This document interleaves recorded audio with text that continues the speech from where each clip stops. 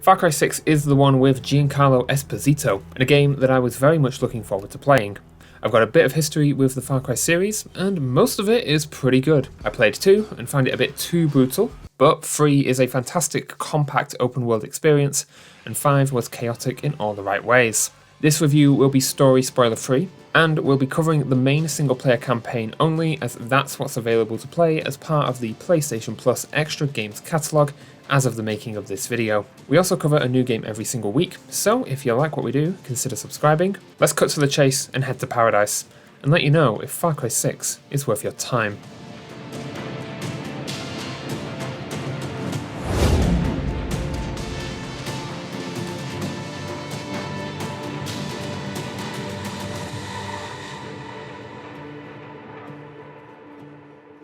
It had been a long time since I truly hated playing a game before playing Far Cry 6. Now it's been about 6 hours. This is easily the most soulless game I've played in a long time. There is nothing Far Cry 6 excels at, and the changes feel like change for the sake of change. It all starts with the main menu, which is a cursor D-pad blend, and it feels awful to navigate. The opening of the game is also exceptionally weak, in both gameplay and narrative, which we'll get onto later. Far Cry 3 and 5 both blow this opening out of the water. In Far Cry 3, you get introduced to Vars, do a bit of sneaking, a bit of running, and then you're dropped into the world. Far Cry 5 goes bigger, but keeps things tightly paced. Grab Joseph, go for a terrifying helicopter crash, have a car chase and a shootout, and then you're in. Far Cry 6 takes the opening and stretches it way out. You get 2 cutscenes, do a bit of sneaking, a bit of running, another 2 cutscenes, then a bit more walking but with a few enemies, and then you make it to home base. The opening had me bored, and this tainted the rest of the experience for me. If you can't grab me in that opening with either gameplay or narrative, then your job just got 10 times harder, because now you have to win me back. At its core, Far Cry 6 is a Far Cry game. Shocking, I know. Go to a place, stealth or shoot some guys, liberate some bases, complete some story missions, or cause general chaos on the side. This is a really hard formula to screw up, and yet Far Cry 6 manages it in spades. Let's start with the biggest issue of the game, the difficulty, and by extension, enemy AI. For this video, I played Far Cry 6 on action mode, the intended Far Cry experience, and it was an absolute joke.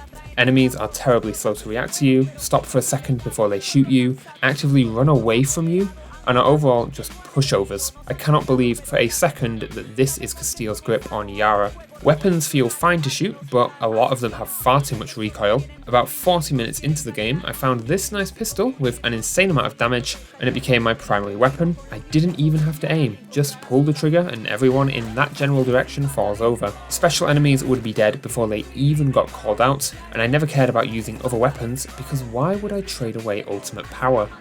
To use the nail gun, that's why. There's a really cool mechanic in Far Cry 6 where suppressors burn out if you use them too much.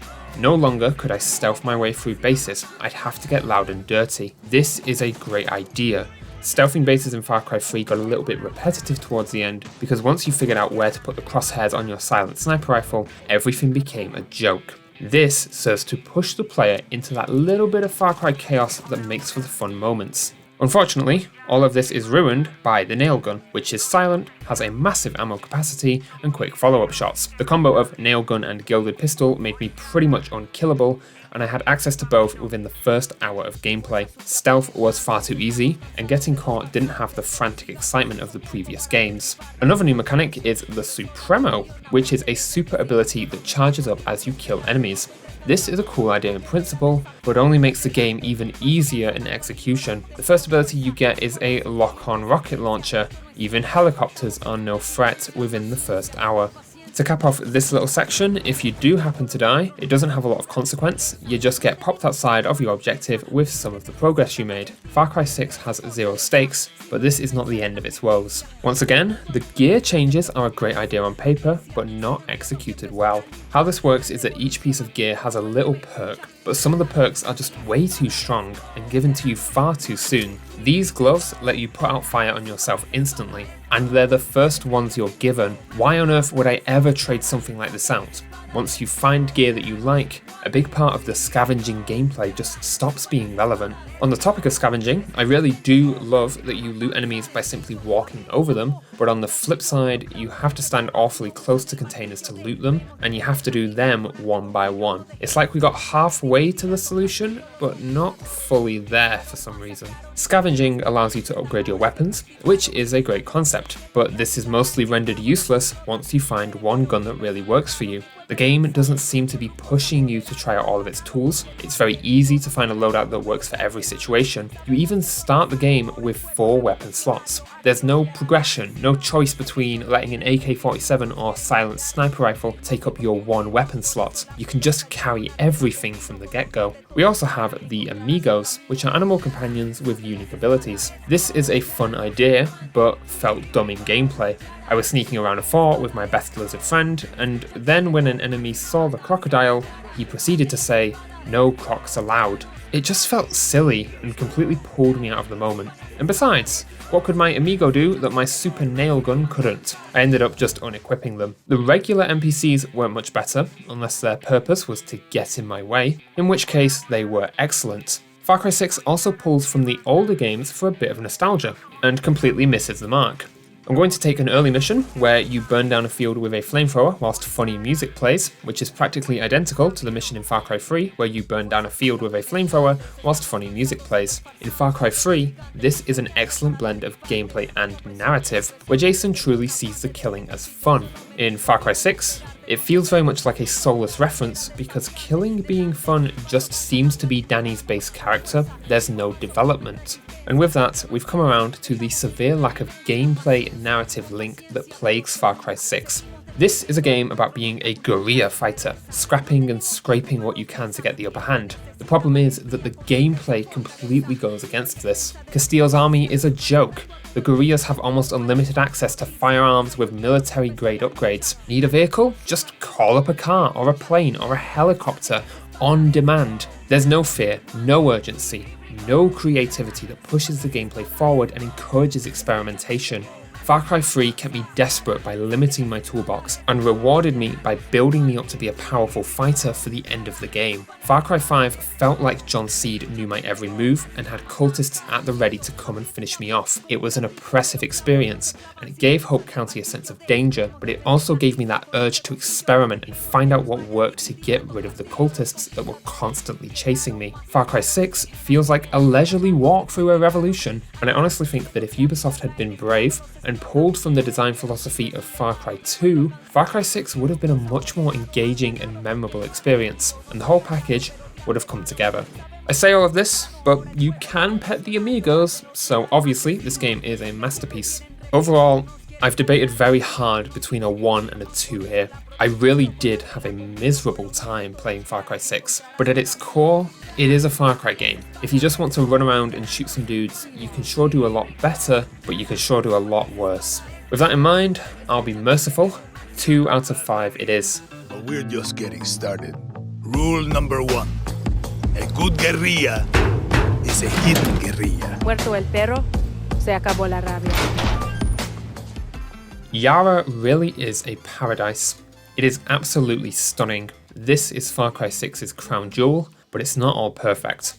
World design has been absolutely nailed. There's not a square meter of Yara that isn't a feast for the eyes. Castillo's occupation looks menacing, with checkpoints, billboards, and propaganda everywhere. There's also some nice variety in terrain, and even Far Cry's first fully urban setting. Yara looks and feels just as unique as the Rock Islands, Himalayas, and Hope County. Ubisoft always nails the setting. I also really love the weapon models, especially the resolver weapons, which are kit-bashed together from old motorcycle engines and tin cans. This is extended to some of the attachments, like suppressors made out of oil filters and red dot sights made out of all sorts of scraps. This is excellent, and I really wish the game was a bit more committed in this approach, because unfortunately the majority of the weapon and attachment models feel more at home in Modern Warfare than they do here. In-game animations are good, if a little stiff in places. The big exception here are the healing animations, which are back in all of their gory glory. Cutscene animation is pretty good. Giancarlo looks a bit muted compared to how I imagine his performance, but these work and look good. Cutscenes are also nice and dynamic with varying shots and movement. My only cutscene gripe is that cutscenes do not match the actual in-game time, so we go from broad daylight to dusk in 30 seconds flat sometimes. The game also likes to use title cards to introduce people, and once again, in concept, this is pretty cool, but in practice, it's a bit lazy. Every single title card looks and sounds the same, save for a palette swap for the bad guys. These tell me nothing about the characters outside of their name. Borderlands nails this by infusing its title cards with the personality of the character. They're all the same style there too, but there's a bit more movement and some funny context to each character that keeps these fresh. Character animation in-game is super rough.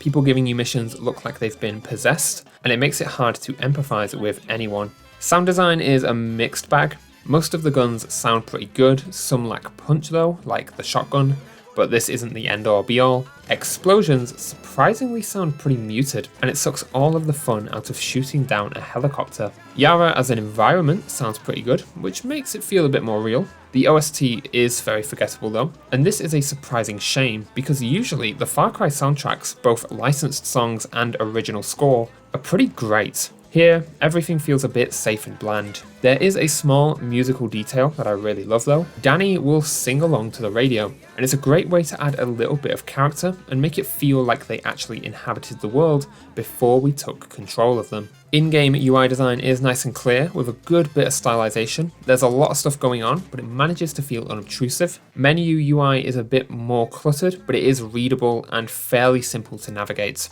Before we wrap up, my final art direction gripe is that anytime you complete a mission or liberate a base, the game does this weird slow-mo. You get a visual cue when you complete these actions, so slowing everything down for a second after feels a bit pointless. Overall, Far Cry 6 is an absolutely gorgeous world, but digging into the details leaves it feeling a bit hollow. There's a lot of great ideas here, the kit bash weapon models and the title cards and the singing along to the radio, but none of these ideas are fully capitalized on. They don't quite sell the world and land the overall art direction a 3 out of 5. Rule number 2. A good guerrilla masters their environment. The gameplay narrative split is going to come full force here. Far Cry 6's narrative is incredibly weak and ignores all of the lessons learned from the previous games. The Far Cry formula is simple. You take a remote location, trap the main character there, have a charismatic villain pop by every 5 minutes to taunt you, and slowly have your main character succumb to the chaos. Far Cry 6 tries something different. Here we have 2 separate narratives, Danny and the Scooby Gang liberating Yara with their revolution, and Castillo trying to teach his son to be a ruthless dictator. On their own, both of these plots have potential, but they are never combined. Castillo never shows up to taunt you, he's too busy being a great father. Think back to Vas, who pops up out of nowhere to have another crack at killing you, or the Seed family, who had their own unique ways of trying to convert you. Sure, the kidnapping was annoying, but at least it got the characters in your face and feeling like a threat. Castillo has none of that. He's just off in the background until the end of the game. The first meeting between him and Danny isn't even about them. He's just picking his son up. Compare this to Vas and Joseph, who were the forefront of their respective introductions and showed you why they needed to be feared from the get-go. It's actually baffling that Giancarlo Esposito is the weakest villain I've seen in a Far Cry game. What a waste. The rest of the cast doesn't fare much better. Let's start with Danny, who I simply could not empathize with. I do like the choice between a male and female character. It's a nice way to let the player have a bit of choice without affecting the story too much. I just don't like Danny as a person. Her friends die, and then about a day later, she's laughing and joking about how much fun Revolution is. Everyone hails her as the main character, but they only met her 5 minutes ago.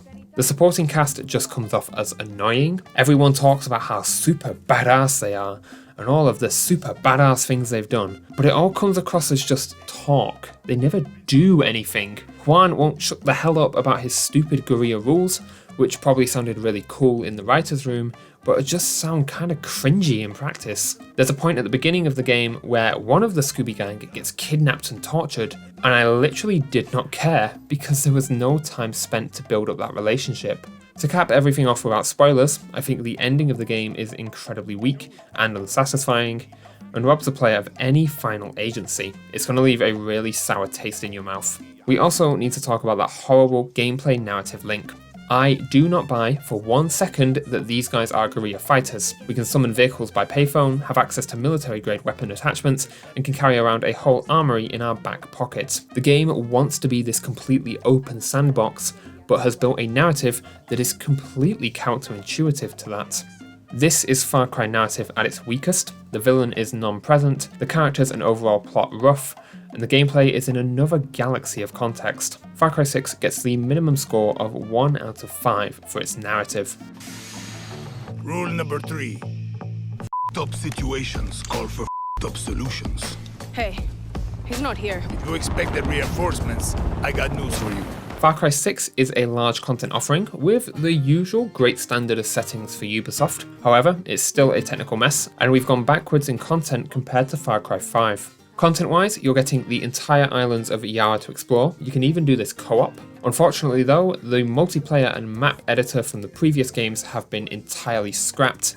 They're just not here, and that's honestly a massive shame. There is also a new game plus mode, and you have free save slots to mess around with, and free difficulties to choose from. There are also a handful of DLCs. These look unique, and it doesn't seem that parts of the base game were shaved off to sell back to you later. Base Far Cry 6 is a complete content package, and the DLCs offer their own experience. Settings-wise, Ubisoft is delivering in spades.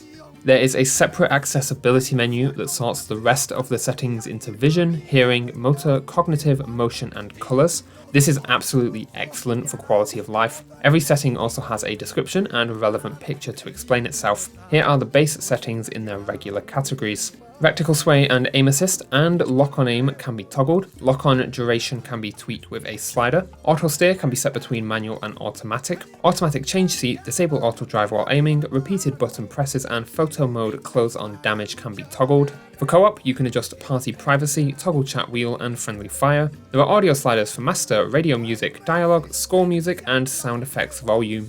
Audio dynamic range can be adjusted, subtitles can be enabled and have options for language, size, speaker names and background. Subtitles for sounds like explosions can also be enabled. There are major audio and interface language options.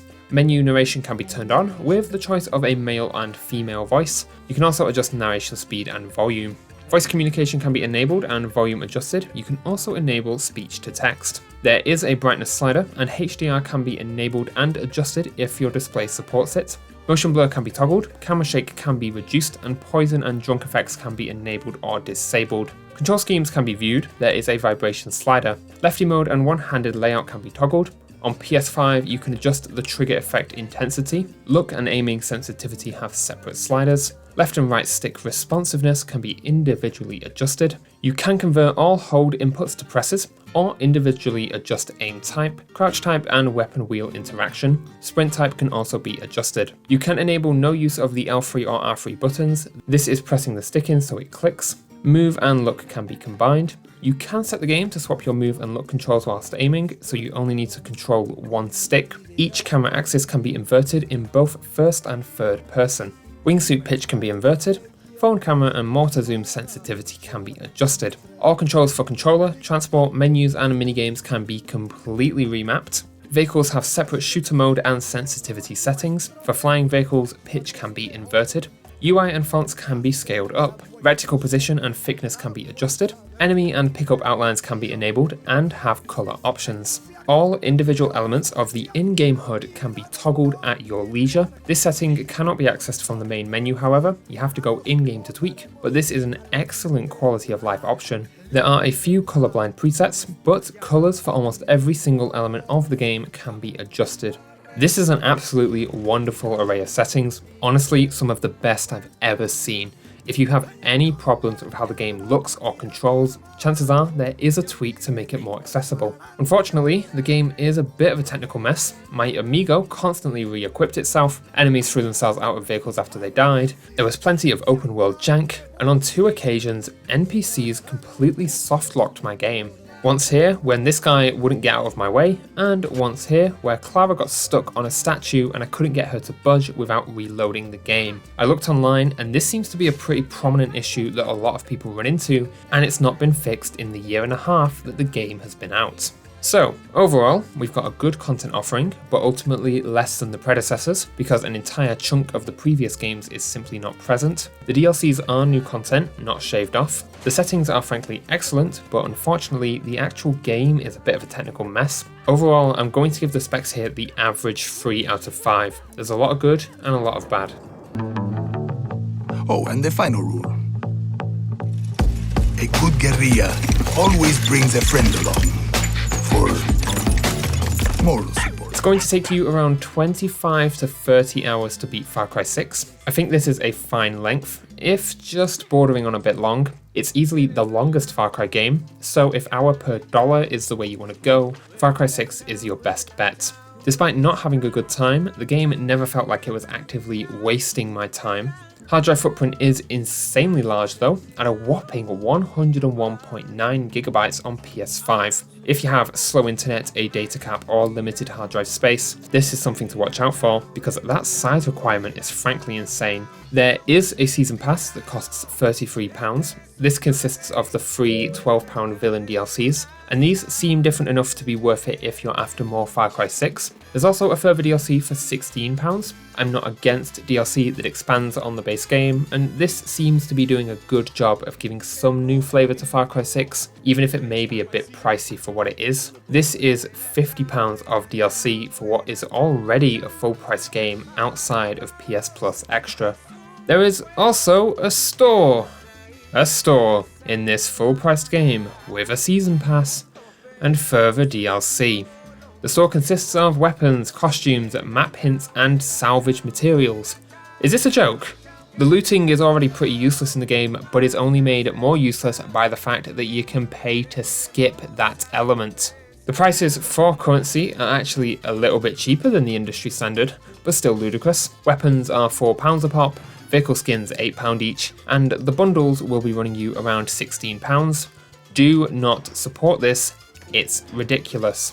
So, overall, Far Cry 6 is a bit long, but doesn't actively waste your time. It's even got some nice expansions. At the same time, it also has no respect for your hard drive and managed to squeeze in a store to a full-priced single-player game with a season pass and additional DLC. It's getting dangerously close to the minimum score on our commitment scale with a 2 out of 5.